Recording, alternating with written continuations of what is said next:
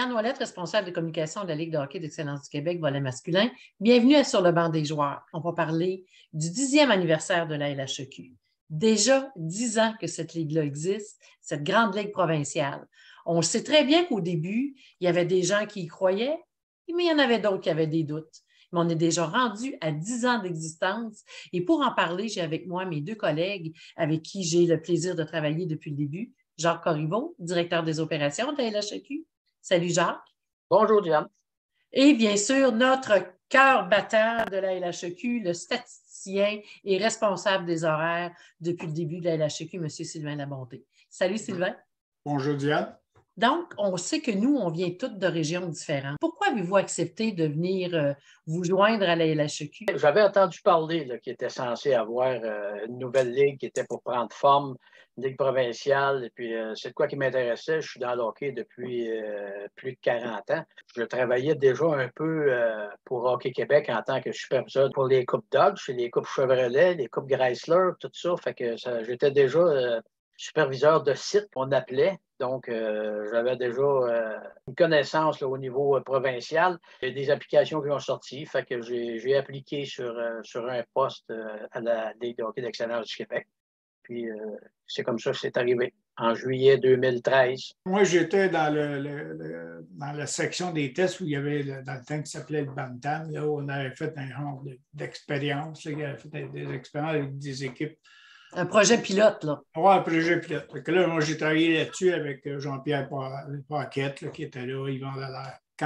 Comme Jacques, quand il est arrivé juillet 2013, on m'a fait le job. Là, Yvan puis Sylvain Lalonde m'ont fait le job.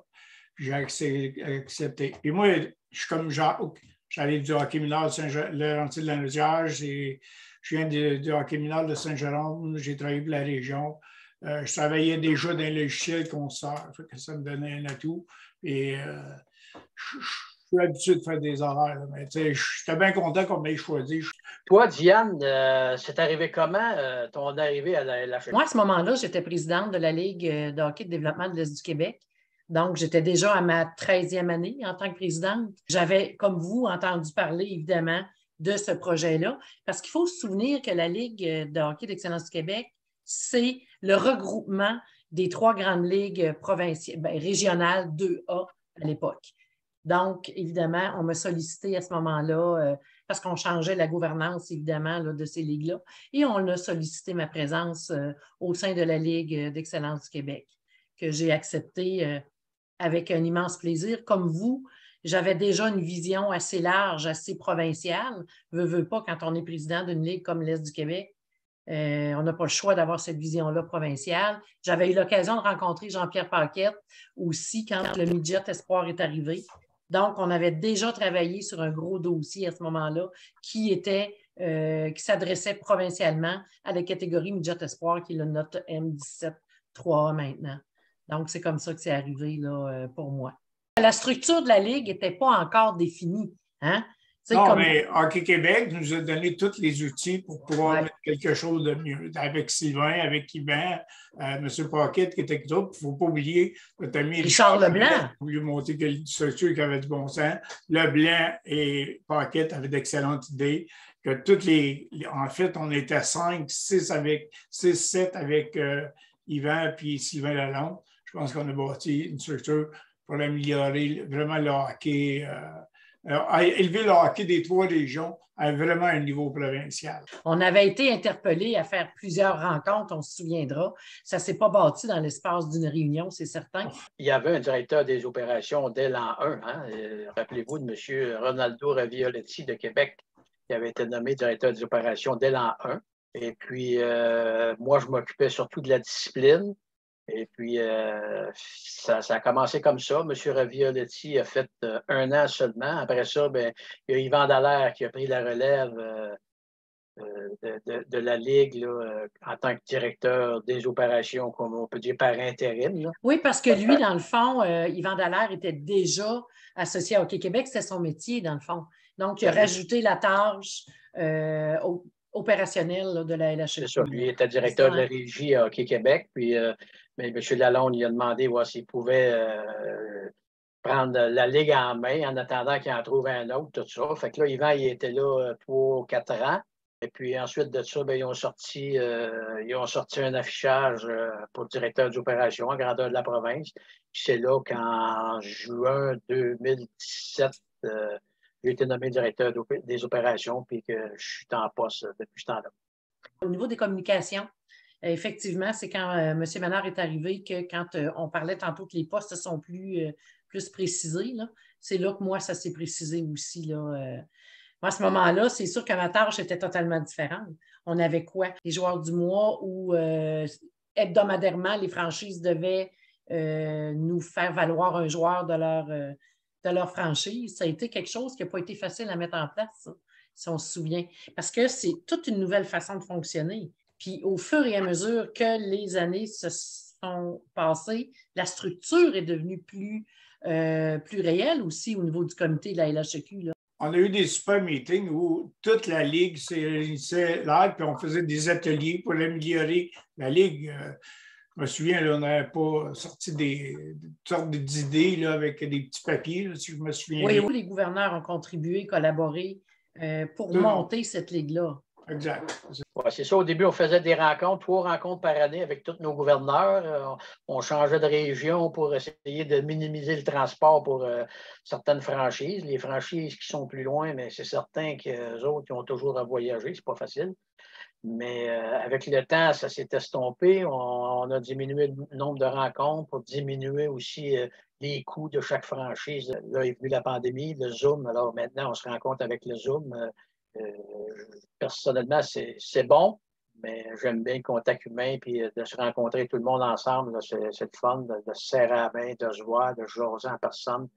C'est pas mal intéressant, puis j'espère qu'un jour, ça va revenir parce qu'on a besoin de ça. Depuis 10 ans, on a vraiment évolué au dernier, tant technologiquement que règlement, tout ça, on s'est bâti. Je pense qu'on a une excellente réputation à travers le Québec. Puis quand on parle de la LHEQ, les gens le savent. Et puis avec l'événement des tournois obligatoires, tout ça, encore là, c'est une coche de plus. La LHEQ, c'est un projet qui était très audacieux parce qu'il fallait arriver à mettre des 3 ligues 2A où la province, ou tous les territoires, ou toutes les franchises ensemble à travailler dans le même sens, puis amener les joueurs à la même place et faire le même travail tout le monde pour la LHEQ. C'était pas évident. De dire à l'Abitibi, j'allais descendre 15 fois ou 10 fois par année dans le coin de Montréal, venir jouer au hockey. Au début, on était à 4 divisions. Okay? Puis là, on est rendu à 3 divisions. Pourquoi? Pour essayer de sauver le plus de voyagements, pour qu'il y ait une rivalité entre les régions. Non, parce que c'est important ce que tu dis là, Sylvain. Dans le fond, les décisions qui ont été prises, entre autres à l'intérieur de ce comité-là, c'était pour les joueurs, les parents, les coûts. On se rappelle, hein? Il faut trouver une façon que ça coûte le moins cher possible, qu'ils voyagent le moins possible. Donc, les ajustements se sont faits. Oui, mais encore aujourd'hui, je suis l'animatrice autant de matchs au concours que de matchs. Puis on modifie les choses pour aider pour que la Ligue aide les équipes et les joueurs, les parents, comme tu viens de dire. C'est ça qu'on fait. On s'arrange pour rendre tout le monde heureux, quand on est capable, naturellement. Il y a beaucoup d'évolutions qui est arrivé là, depuis le tout début. La création du comité d'opération qui a fait avancer la Ligue énormément depuis 2-3 ans. Là, un autre bel avancement, ça. Avec les petits groupes qu'on s'est formés, bien, on peut avancer plus vite, on peut prendre des décisions, on peut vraiment là, évoluer dans ça. Là, puis, je pense que toutes les franchises s'en sont ressenties. On peut dire que depuis 2 ans, là, on a haussé notre niveau d'un cran. C'est sûr que quand on est arrivé là, on peut dire, oui, on connaissait le hockey puis le rouage un peu d'une ligue de hockey, là, mais d'une ligue à 100 quelques équipes à travers la province, les contraintes des équipes qui viennent de loin, les contraintes des heures de glace, on peut dire, exemple, des équipes dans le coin de Montréal, puis même dans le coin de Québec, c'est pas trop facile. En région, eux autres, ils louent l'aréna, puis gardent le site web, puis ça finira quand ça finira. Beaucoup de travail, on met beaucoup d'heures. Celui qui met le plus d'heures, c'est Sylvain, là, avec tous les horaires. Là. On fait un horaire avec 8 10 équipes, puis c'est pas facile. Sylvain en fait une avec 120 équipes. C'est vraiment un chapeau. C'est tout un exercice. C'est pas n'importe qui peut faire ça. Là. Et tantôt, Jacques, tu parlais du nouveau comité, parce qu'effectivement, on a un nouveau comité depuis 2 ans, où est-ce que, comme tu disais, ça donne plus de latitude, on a plus de pouvoir décisionnel pour arriver à mettre les choses en place. Et nous avons décidé cette année de faire un comité d'horaire. C'est la première fois là, que vraiment, il y a des gens qui s'arrêtent pour dire et attends, comment ça marche chez vous? Comment ça marche chez vous? L'objectif de notre ligue, c'est de sortir l'horaire le plus tôt possible. L'avenue du comité de travail fait que déjà, j'ai des gens qui commencent à me parler des heures de glace plus vite que les années antérieures. Ça, je sais que ça vient avec la force du groupe des 15, après ça, le groupe des horaires. La LHEQ, où est-ce qu'elle est rendue dans sa maturité, qui a été capable de faire ça? On n'aurait pas pu faire ça en commençant. Ouais. Non, on serait fait te demander de quelle planète qu'on vient. Je pense qu'on s'en va dans la bonne direction. Je pense qu'on va être capable de dire là, en mars, avril, l'horaire pour l'année suivante va être fait. On n'est pas si loin de ça que ça va être mieux pour tout le monde. Mais avec l'arrivée du comité, ça a permis une éclosion là, des 2 dernières années dans tous les secteurs. Autant au niveau des horaires, Sylvain, que ça te porte des outils avec le comité, tout ça, autant au niveau de la communication aussi, de la visibilité, ça l'a permis d'éclore. Même si on est dans un air de communication, c'est pas évident de trouver. Puis tu le sais, Diane, l'ouvrage que ça donne, puis essayer d'avoir des gens qui vont s'occuper de communication pour chaque franchise. Encore aujourd'hui, il y a des franchises qu'on a de la misère à apporter avec nous autres. Mais la venue des réseaux sociaux, là, Instagram, Facebook, ça a vraiment rehaussé la crédibilité de la Ligue. Là, puis le monde en parle plus, le voit plus aussi. Les tournois obligatoires, là, on le voyait avec les M17-3A, anciennement Midget Espoir. Il y en avait 2 par année, les autres, depuis le début de la Ligue. Puis là, en l'instaurant dans le M13-3A, M13-3A relève, M15-3A, puis M15-3A relève, des gens, des franchises adorent ça. Ils s'en vont là, puis dans l'espoir de gagner le tournoi. C'est le tournoi que les franchises veulent gagner. La suprématie de la LHEQ, là, d'aller gagner un tournoi obligatoire. Là. C'est les 24, 25, 26 équipes de la Ligue qui se battent pour un championnat, puis c'est adoré par tout le monde. Là. Puis on le voit avec les demandes qu'on a pour pouvoir donner le tournoi M17, tous les tournois obligatoires, en fin de compte, pas juste le M17. Là. Il y a beaucoup de gens qui appliquent, qui veulent l'avoir, là, c'est ça. Fait que c'est signe que ça va bien. On a raison de faire ça parce que, 1, la visibilité, 2, ça peut compter comme un 2e, 3e tournoi. 3, comme il est question de prendre le tournoi, puis oui, 3 élites de Trois-Rivières pour en faire comme un prérequis pour le Québec. Ça veut dire que tu as plus de gens qui vont regarder. La même chose de M15 3 élite. Dans le 3 élite, tu as des recruteurs qui viennent voir. Fait que, même dans le 3 parce que ça augmente le niveau de jeu. C'est un bon coup, ça, qui a été fait. Hein? À l'intérieur des tournois, Sylvain, tu as mis des adversaires que les gens ne rencontrent jamais. Exactement. Et en plus, la visibilité, là, je peux vous dire que, écoute, on n'a jamais vu ça. On a eu un tournoi qu'on a eu au-delà de 40 000 vues. Parce que ces tournois-là, ce que ça a fait aussi, les franchises, comme tu le disais, Jacques, ils s'impliquent un peu mieux, un peu plus.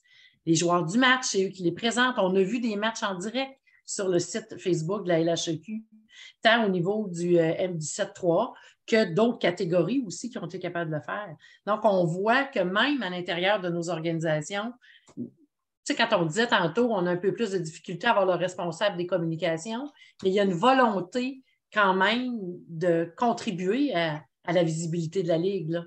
Et c'est ces tournois-là qui ont permis ça. Là. Donc, c'était une belle collaboration, ça aussi, avec les organisations.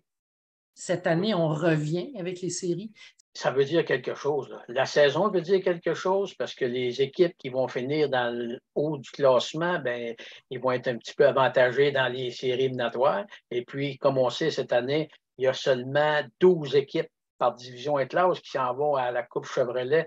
Donc, les séries vont être doublement intéressantes et puis très, très, très enlevantes parce que les 4 finalistes de chaque division, c'est eux qui vont aller à la Coupe Chevrolet. Puis ça va emmener quoi, ça, la Coupe Chevrolet? Bien, le niveau de jeu va être encore supérieure parce que là, tu vas avoir les 12 meilleures équipes de la Ligue qui vont être là dans chaque division et classe. Là, ça va être vraiment, vraiment intéressant.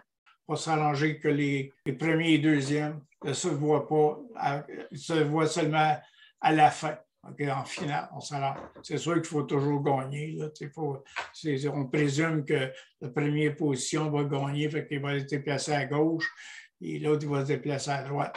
Ça joue sur la glace, mais c'est ce qui a été fait pour pas que les gens se voient là, tout de suite et s'éliminent en partant. La Ligue a progressé autant au niveau des services qu'on peut offrir, puis autant à comment nous, on se place dans nos décisions. On peut dire qu'on a évolué beaucoup.